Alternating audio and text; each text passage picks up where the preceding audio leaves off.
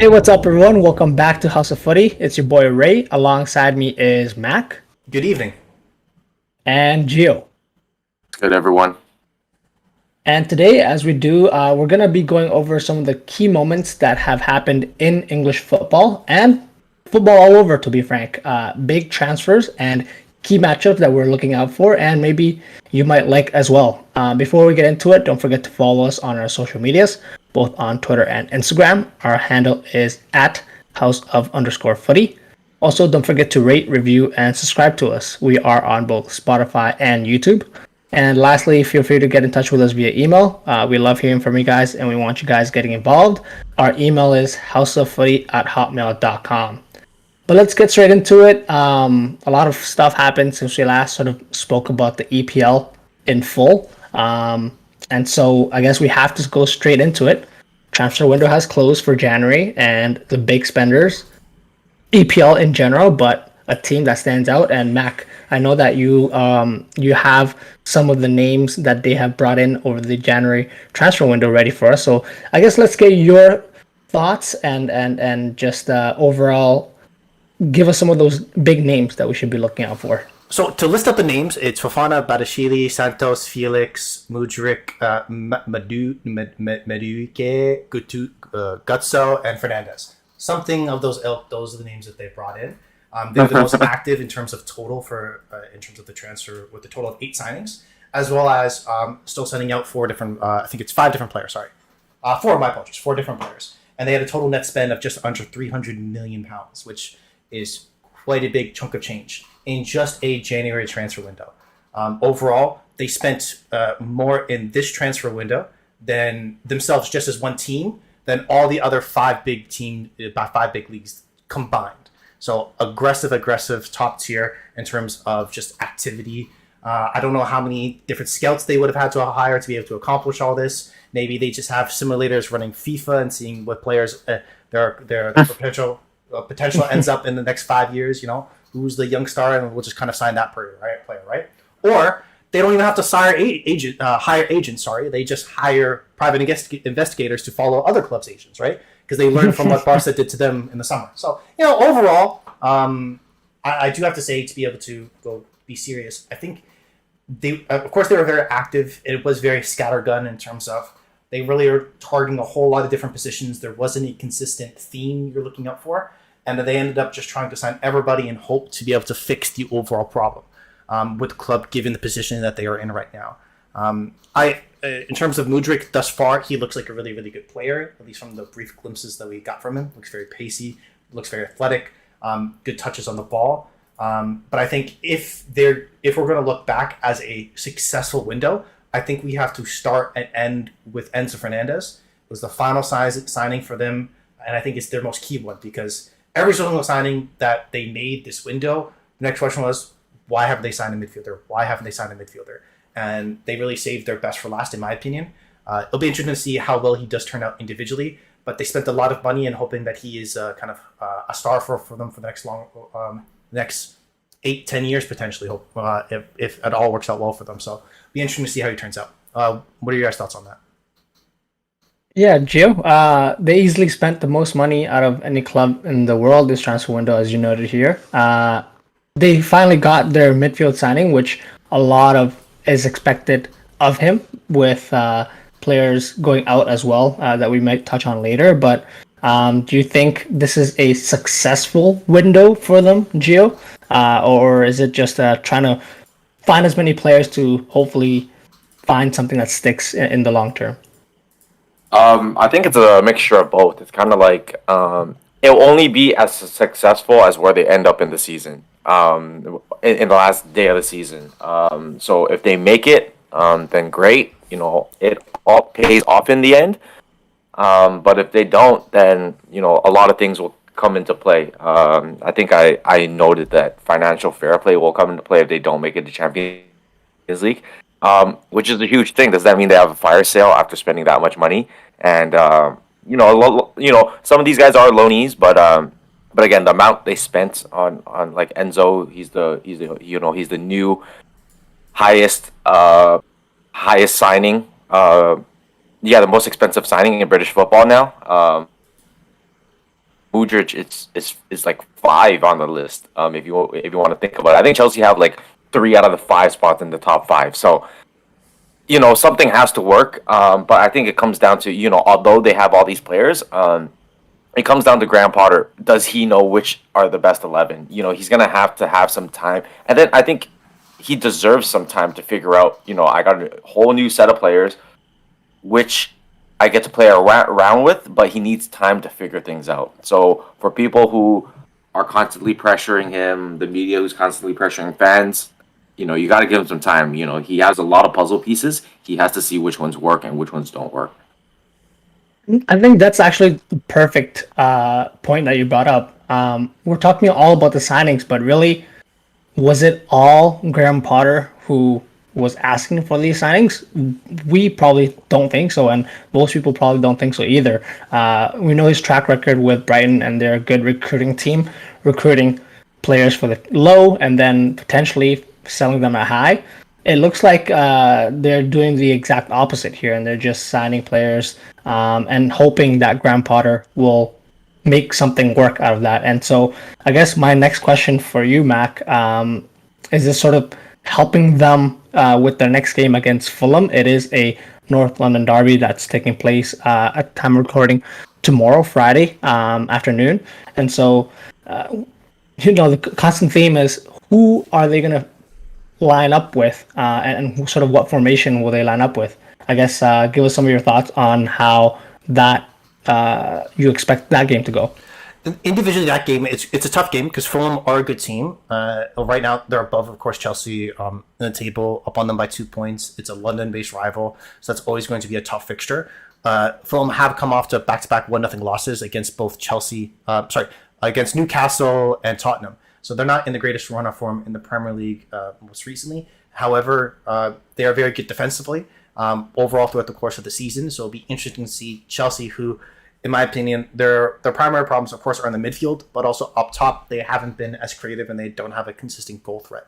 So I don't think they've really solved that this transfer window, as well as I think a couple of their players. I don't think Felix is back yet from his red card. And Fernandez, I doubt if he'll come in and play right away coming in tomorrow. So it still be tough to know. So this individual game is going to be tough.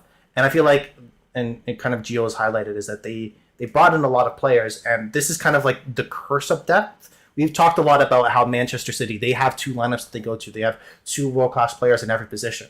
You can make the argument that Chelsea on their day are closest to them right now in that manner. But we have a completely different feeling about them because it seems like we've put names on the sheet versus kind of building a team and trying to fit names into it, right? So it seems like they've gone about it the complete opposite way. And I wouldn't be surprised even if they do make the Champions League, if there is kind of a fire sale of some of the players that don't end up fitting that sheet and then they kind of rebuild from there, right? It seems like their plan was like, they want to have all the cards from the deck and then kind of pick the hand that they want and build from there, and then just get rid of everything that doesn't fit in their hand versus kind of starting off from ground zero and building from there. So it's interesting to see how their team's been structured, really. But I am doubtful for this game that they will come out with much of a strong positive result, given the changes, given their lack of a goal threat. That hasn't changed. So if they do pick up 3 points, that'd be great, but I think it is going to be very, very difficult against a strong Fulham team. Yeah, I mean, Fulham really good in the league and have been a standout team that got promoted last season. And like you said, a lot of signings. I think this amount of signings, even in the summer, is considered a lot. Now you're parachuting in at least 5 players coming into the first team, and that's a lot of change. There's really had been no break in between, and so it's going to be we're going to see how, I guess, Graham Potter is able to sort of maneuver his way and use his know-how around the league to maybe buy himself some more time and hopefully push into that top 4 position that, I guess, like you mentioned, they really are pushing to now with the expectation, with the players that they have coming in, and so we'll see how that goes. With regards to their new signings, though, Mac, Yep. I like Badiashile, and Mudryk looks pretty good. Do you think those 2 players are going to be as impactful as the most expensive English transfer now, Enzo Fernandez, or what are your thoughts on that Enzo Fernandez signing? No, I think Enzo Fernandez, he's the one that has to work. There is no going back, in my opinion, there, because it's their weakest position. It's the most money they spent individually on a player, so they don't have as much depth to be able to. Oh, we want to be able to reinvest there all over again through a high, like throw another 100+ million at a different player, because they've been heavily linked to Declan Rice the last couple of years. That never went through. I don't see them potentially shooing that in. So Fernandez absolutely has to work if they're going to get anywhere close to the top four, which will be a tall ask. The other players, Mudryk, Badashili, they have other players in those positions that on their day could perform very well. Fofana coming back from injury, Koulibaly defensively and attacking wise, you still have Sterling. If Felix doesn't get another work card, he could play there. So they have optionality there, whereas in the midfield, due to Conte's injury, Jorginho, of course, now leaving to Arsenal, they don't have the depth there as well as any quality in a deep lying playmaker position. All of their midfielders, really, their best ones thus far this year, in my opinion, Mount and Gallagher when he does play, they're not really a number 6. They don't have the player to really link the defense to attack in that manner, and he's their only option. So if he doesn't perform well, I don't really feel like they have a shot. My point, I guess, in terms of them pushing for the Champions League, if they make it, that's phenomenal. I think that should not be the expectation now. I think the expectation for them is to at least show something going into next year. At the beginning of next year is where they really, I feel like the pressure becomes tenfold on them. Because if at the end of the next year, this year and next year, they don't make Champions League in either of those years, I think at that point, you're going to see a lot of people having a different feeling about the club. A lot of players potentially looking to leave the club at that point, because you can have that 1 year break, that 1 year blip to kind of restructure. But a team like this, there isn't that much time for giving. So if we're a year from now, if they're in anywhere near a position, I guarantee you Graham Potter will be gone, and a lot of the players would be looking to leave the door as soon as possible. So I think that they have a little bit of room considering the activity they have, and people are going to be understanding that they've had so many changes. It's going to take time. But unfortunately, with this type of club, it's not that much time. And you're talking about Chelsea and how there's a lot of expectation on them, even though they've had a lot of changes. It just draws a parallel of what Barca has been doing over the last maybe year and a half to 2 years. A lot of incoming players, and a lot of players on that squad who really haven't been getting as many minutes as you'd expect. I know Ansu Fati hasn't really featured as much.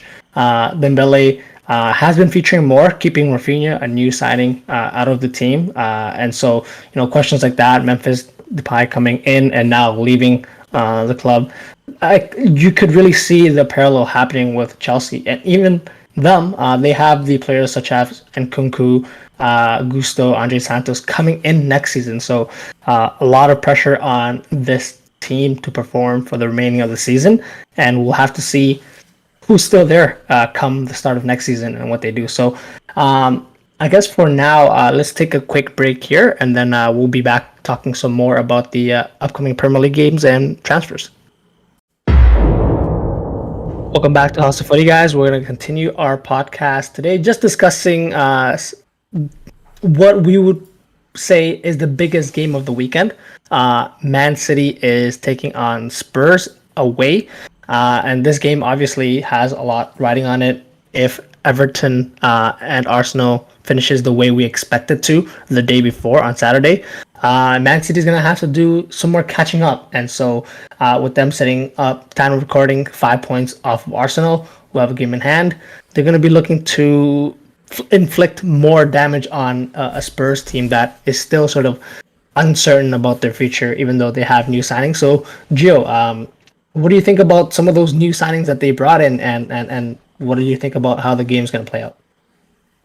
Apart from physicality, I don't think they're going to bring much skill in terms of technicality. I think watching Pedro Porro play at Lisbon, he takes very heavy touches. He's almost like a lack of a better comparison, an Era Wan-Bissaka, who's a very good defender, but lack a certain touch in key areas. that's why it worked so well in certain other leagues, who that aren't as technical as say the Premier League. So yeah, I think he's gonna have a tough transition in terms of the whole technicality aspect, but I think physicality he can bring a lot for Spurs. I think they just need an identity, and in terms of adding another, strong defender to that Christian Romero line, Eric Dyer line. I think it kind of fits their back line build, but again, they do still lack sort of that skill there. Yeah, and it's interesting to note they had to essentially terminate contract with Matt Doherty.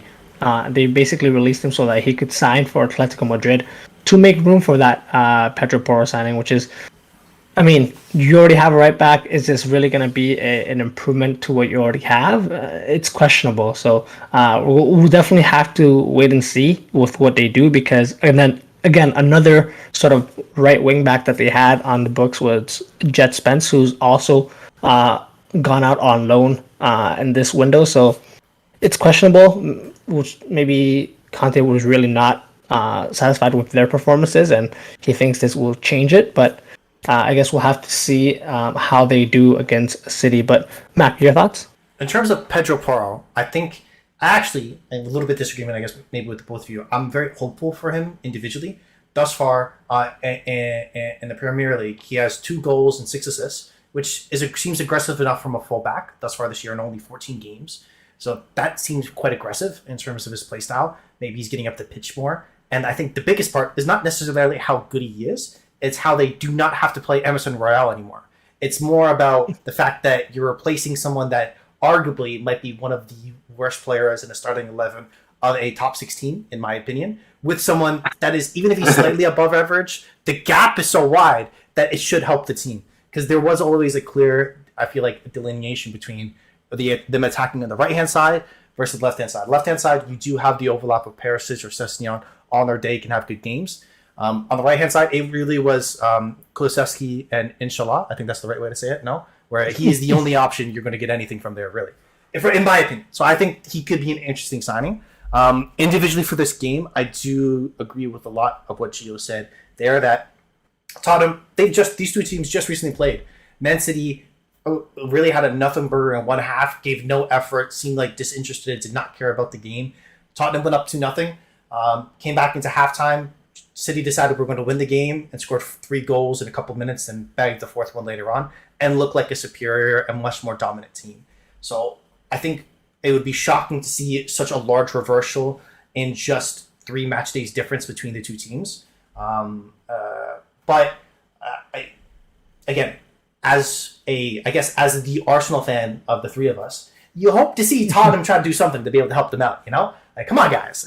And selfishly, this is something that they do need.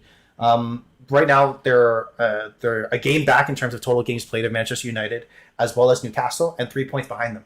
So they're in desperate need of every point they can get their hand on to be able to maintain a Champions League position. So they really do need to come out with a good performance and try to get at least something from this game. Otherwise, because they don't want to be pushed further back into not being in a top 4 position, but just being happy with the Europa League position. So they do need to start getting the ball rolling for them. It's interesting that they did also bring in Arnaud Danjuma from Villarreal this window.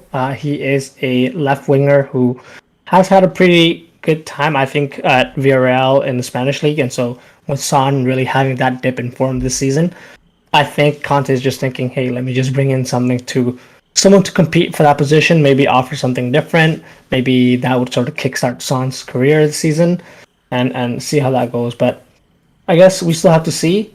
I guess for all of ourselves here, we don't really expect a Man City loss. Well, maybe Mac hopes, but with them not really bringing anyone in, not a lot is changing. Except Gio, they did lose one player who went out on loan to Bayern Munich, and that's Joao Cancelo. How does this impact City's depth? And was that really is that really the important thing to City's title defense?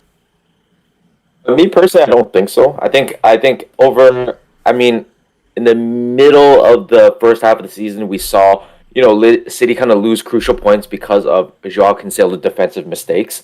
So I think that partially had to do with the whole build up to him leaving. I think he just fits on a more offensive team, and that's not necessarily how City plays. And even if they do attack, they love attacking up the middle with Gundogan, or instead of the defenders going up, it's more so Bernardo Silva, who's able to control the ball, Phil Foden, who likes to control the ball.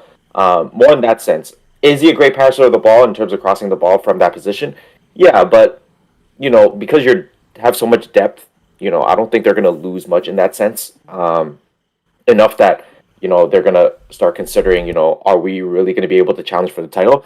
They absolutely can challenge for the title, and they absolutely will. And as well thought out and as methodical as we think Pep is, he's obviously very open to the idea of him leaving. He doesn't really have an issue. If he had an issue with it, he wouldn't be letting him leave in such a crucial part of the season. So yeah, I don't think it's going to be too much of a hit for City. And yeah, no, if he can get minutes, which he obviously wants to, then good luck at Bayern is probably what Pep is thinking. Yeah. Same question to you, Mac. Were you shocked as I was when that news about Cancelo leaving came out? Yes and no. I'm not shocked in terms of City having an exodus of a high name, very high quality player. Him individually, I thought was a little bit interesting because I would argue that's probably the area they need the most reinforcement, not necessarily someone to be able to lead. Kyle Walker's been oft injured.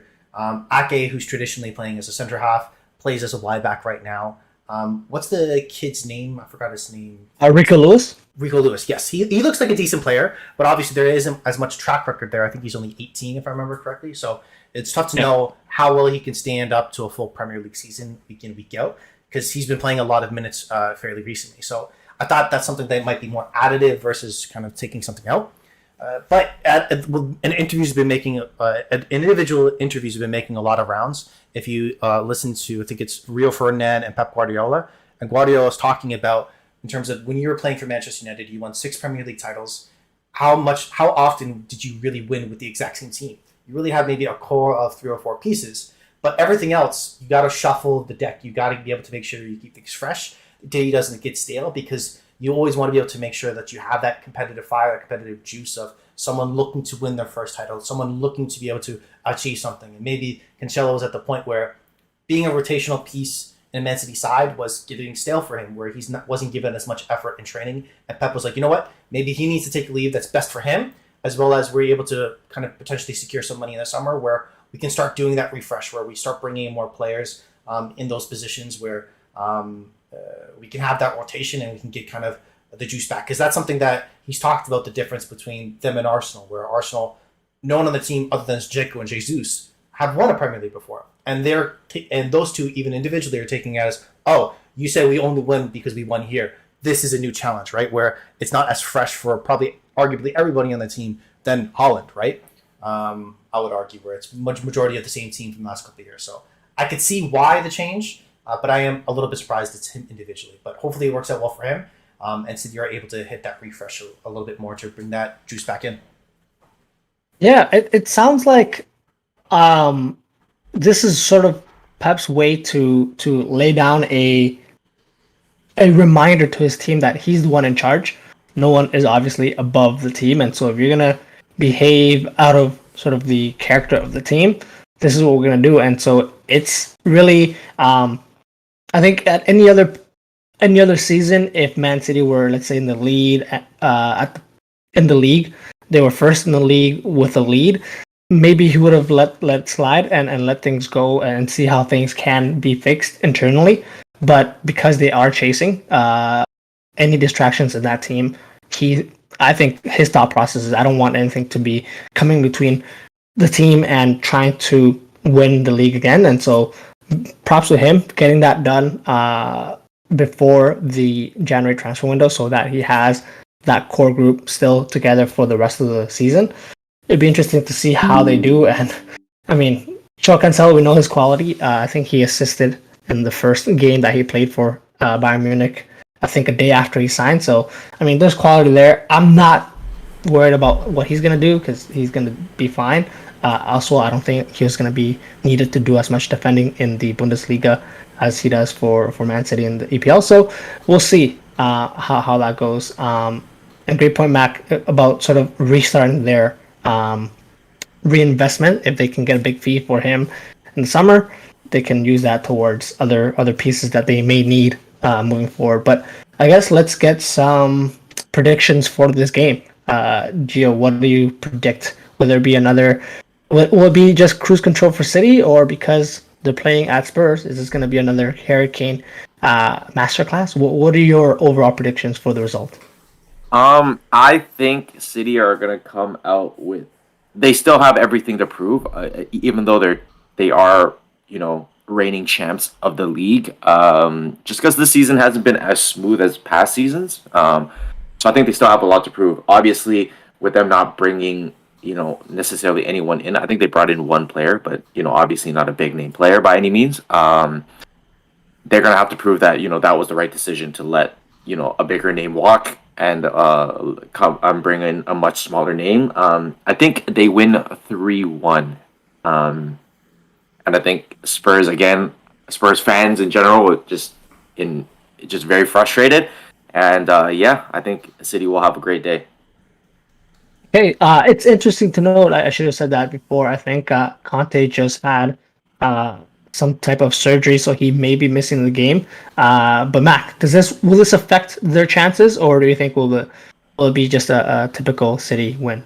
It'll be interesting because Conte, he's definitely a fiery spirit. Maybe on the sidelines that if any player does something wrong, he's going to kind of grill at them and be on top of them. So maybe do they take a step back and feel a little bit more, I guess, at ease, where they can kind of play a little bit more free, and that could lead to some success, or are they not going to be kind of focused enough to be successful in this individual game?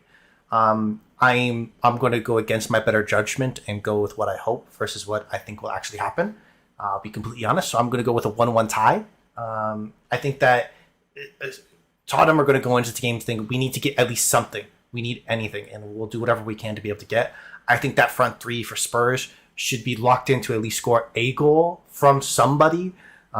Kane, Son, Kulusevski, somebody will create something at one moment, and there's enough mistakes in that Man City backline to give that one away.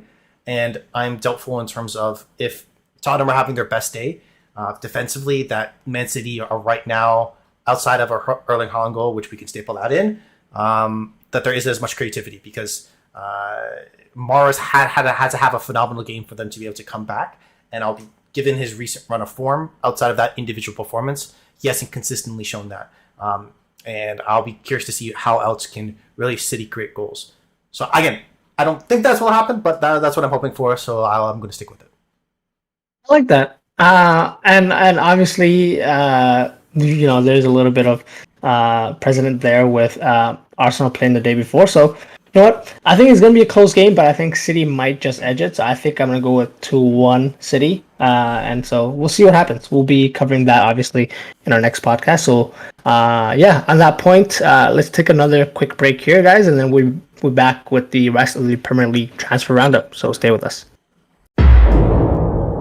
Welcome back to House of Footy, guys. We're just going to finish up the podcast for today with the rest of the Premier League transfer roundup. Another team that was very active this transfer window, similar to what they did in the summer, is Nottingham Forest. And so let me just read out, Gio, some of their transfers. They brought in Danilo, Scarpa, Alex Mitten, loan recall, Chris Wood, Felipe, John Shelby, Keylor Navas, and of course, Andre Ayew. Does any player stand out to you, Gio? What do you think? Absolutely not. I'm kidding, but I love Keylor Navas. Real Madrid bias, yes or no? You decide. Yes. Okay. I like that. You ain't wrong. But yeah, no, we love to see him get minutes. Obviously, at PSG, Donnarumma does rule the net. So yeah, it's nice to see him get minutes. But again, Nottingham Forest continually sign players, but continually lose games and continually don't know who to put on the pitch. But yeah, Scarpa, I've seen him play in the Carabao Cup against United. Not a bad player at all. Not a bad player. I think he'll excel in the championship for sure. So, but no, he's actually a quite decent player. And then they also signed another guy from Palermo as well. Danilo, I What's believe. his? Yeah, Danilo. I think with time, I think the team will get better. It's just a lot of fresh faces at once doesn't usually end all that well. So good business in general, but they need to slow it down to now nitpick. How we get a good team out of these guys. Yeah, I don't really expect any one of these players. Well, I don't really know what's happening with Keylor Navas coming in. Does that mean that Dean Henderson is no longer gonna start? I don't understand that. But apart from maybe Chris Wood, I don't really see any of those signings coming into the first 11. Given the fact that they've had, I think towards the end of that run up to sort of this transfer window break, they've had a pretty consistent 11, and I don't really see this making any changes. What do you think, Mac? Any of these stand out to you? No, absolutely not. I think. Okay, so if I'm going to let's start off with the joke. So let's start off serious for them. So of their last 7 games, they've only lost 1 game. They've picked up 3 different wins, so they've been on upturn in regards to their position in terms of them being able to pick up points and perform a lot better. So, of course, we all, and rightfully so, made fun of them given how they reacted towards the summer window and all their signings they had. But it seems like now they could be in a position potentially to stay up, and you could see the ownership's like, hey, we had the gravy train of staying up, Nottingham Forest, a very historical club, back in the Premier League finally. Let's see if they can be able to do something. And now they see potential to potentially stay for another year. They really kind of doubled down on their investments. However, on the other side, I think the real reason of why they made all these signings is because prior to this window, they had 23 signings. They finished this window with 29. And what they were very scared is that throughout the summer, they were getting close to the amount of signings that they have being being below the total points that they have thus far this season. And they're very scared that they didn't want to cross that threshold. So you know what? We need 6 new players. Hopefully we don't get more than 29 points and we're good to go. I think that's the overall goal. They would rather have more signings than points, which, I think is a lot of fun. And the very least, if they stay up for this, they're only up for this 1 year. They've created history. So kudos to them. Yeah, that's gonna be fun. I want to definitely be not part of that training session because that's gonna be wild. But I want to just watch what they do and see how they interact with so many new faces. But I guess let's quickly move on now to another team that was quite active. Leeds United brought in yet another American, Weston McKennie, on loan from Juventus, and let the American Revolution continue, boys. Gio, what are your thoughts on this signing? I think it's pretty good. What do you think? Yeah, no, I agree. Why not bring in familiar faces? And Americans. What do Americans love more than more Americans? Very patriotic country. So I think that team will start to mesh well. They might as well just sign the rest of the U.S. men's national team. Who knows? Could be a possibility. But yeah, I think he just brings in a little bit more experience, just because he's played in bigger matches. He does have a bit of skill to him. So I'm actually kind of excited to see him play. So yeah, no, I think it's a good signing for Leeds, as they can bring in sort of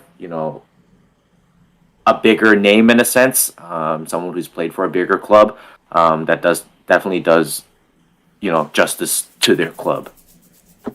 And I want to say, watching Weston McKennie play, I feel like athletically he will fit into this Leeds team in terms of just the high press, him being able to cover a lot of ground, and technically he's decent as well, being able to sort of anchor that midfield in Juventus.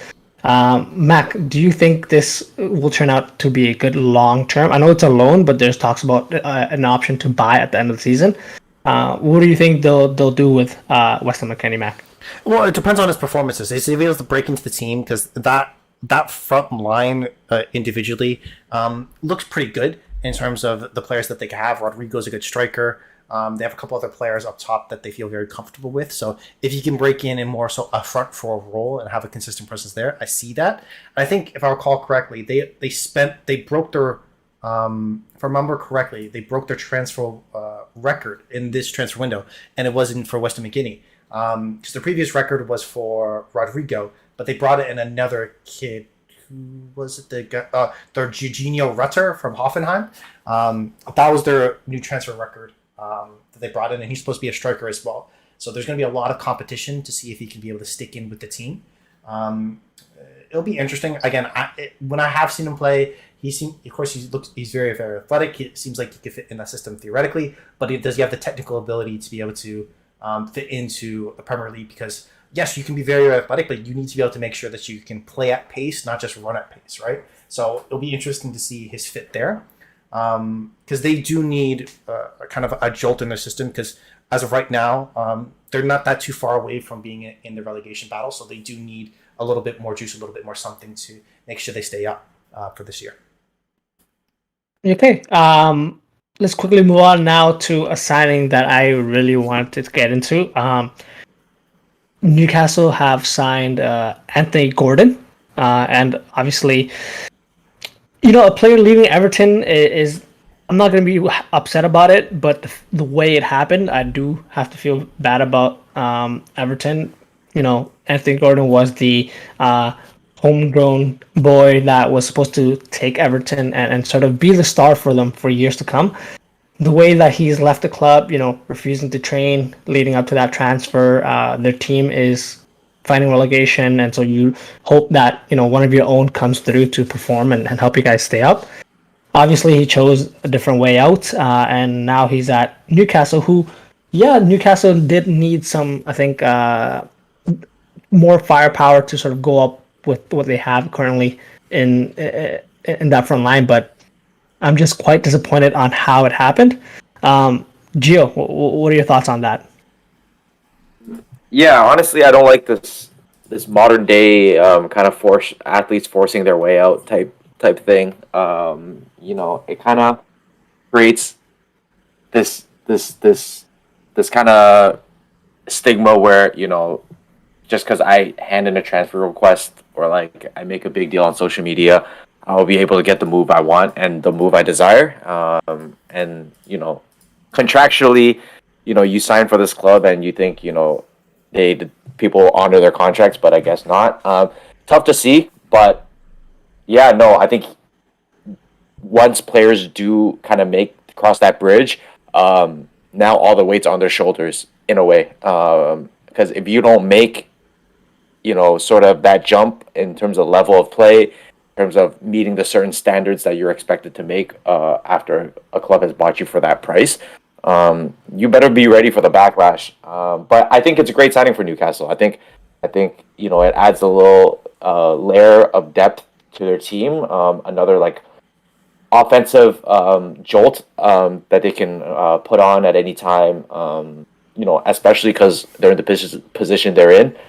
Sometimes, players need that extra little bit of push, that extra little bit of competition, not to lose their starting spots. I think it's a great signing for Newcastle. Okay, yeah, ASM really, I think, struggling with form and injuries. That makes sense for Newcastle, but I guess, how do you feel about that signing, Mac, especially given the fact that Everton were very quiet this transfer window? What do you think, Mac? They weren't just quiet; they were silent. They're the only team in the Premier League not to make a signing, and given the position they're in, that's kind of shocking there. So it looks like they were trying to keep all their eggs in to be able to keep Anthony Gordon to be able to stay and bring Sean Dyson and see if that can change something. But obviously, that just they only got 50% of that to actually kind of happen. I think Anthony Gordon. I think this is, if you were to pick me, what is the best value signing for the Premier League and what impact can it have? I think this might be my favorite. Because given what you said with ASM not struggling with form, injuries, and Newcastle lacking really a goal threat, and their problem position in their starting 11, you could argue maybe in their midfield with Longstaff, maybe they were looking for a replacement there, but he's done fairly well for them. But in terms of what they need is really a goal threat, someone else to be able to get on the score sheet, someone else to be able to take players one-on-one. And Joe Linton has generally done best in a midfield role, and Joe Willock is nowhere near good enough. So having a player like that for only 45 mil is kind of a drop in the buckets amount of money that they could eventually make if they were to make Champions League, as well as the money that's been invested in the club. So worst case, you signed a young English player who, if he even plays decently well, maybe 5 years down the road, maybe even shorter term, maybe 2-3 years, if you're looking for upgrade there, you can still make a pretty penny off of him, and flip into a different team, given the fact that he's English and given the fact that he has Premier League experience. So I see that as a perfect win all across the board for Newcastle, and really addressing what they needed to get done in this transfer window to make sure that at the end of the season they could be where they want to be. So overall, if you're a Newcastle fan, you got to be ecstatic. And if you're an Everton fan, support Liverpool. Hey, we'll gladly take you guys on. That being said, though, Everton, they did try. Reports where they did try to get emergency signing with Conor Gallagher, who said, "Psych, can't catch me with that." He refused to join Everton on that sinking ship. So that sort of gives us an idea of what's going on. He would rather fight his way alongside those 8 new signings this January transfer window to try to play for Chelsea than for Everton. So we'll see what happens, but there is one player fewer on that Chelsea roster. Obviously, Jorginho has now left to Arsenal, who really needed strengthening in that midfield position. So, Gio, I'm gonna have to go with Mac for this one. But before I do, hey, I please. like it. I like that signing for Arsenal. Obviously, there's jokes about his quality and his pace, physicality. But hey, depth is what you need. 12 million for a Champions League winner to sort of keep things moving in that midfield. I'm not upset if I'm an Arsenal fan. What are your thoughts, man? See, I'm not upset, but I'm mad because it's all about it's. If you take a step back and look Arsenal big picture, there's talks of spending X amount of money on Mudryk and X amount of money on Caicedo. And the talk was that, even if we signed one, potentially in the summer, they would still want to be very aggressive and sign like a Declan Rice. So there has been it kind of put out into the ethos that we want to splash the cash given on this team, and this is the net spend afterwards, where you have Trossard, you have Kiwi, I don't know how to pronounce his name, I apologize. Yeah, sure. And I'm shocked he's not from New Zealand and his Kiwi in his name. What is going on here? Why? Relocate, brother. It's meant to be. But and Jorginho. So it seems like there has been kind of a gap there. I do agree. He could play kind of. It's more additive, where a Partey insurance in the cup games in Europa League. You don't have to worry about playing Partey there. Sambi Lokonga went out on loan to Crystal Palace, so he's going to get more consistent minutes there. So he's not only playing in those types of competitions, he's getting more Premier League full first team experience. So overall, I could see why it could be a net win. But the separation of what was talked about versus the end results, you can feel disappointed given the fact that I'll be completely honest. I've ripped Jorginho to shreds for years, deservedly so. He's been one of the most overrated players in the world these last couple of years, and but he's back where he theoretically should be as a bench role player, more of being a backup for the Europa League level team. So that makes sense. The one interesting part, though, is that there's been a lot of reports about Mikel Arteta when he was at Man City. He was very, very aggressive in potentially bringing Jorginho over to Man City. So it seems like this was a match that he was very happy with. And you can see it on the ball when Arsenal are in possession, playing in that midfield.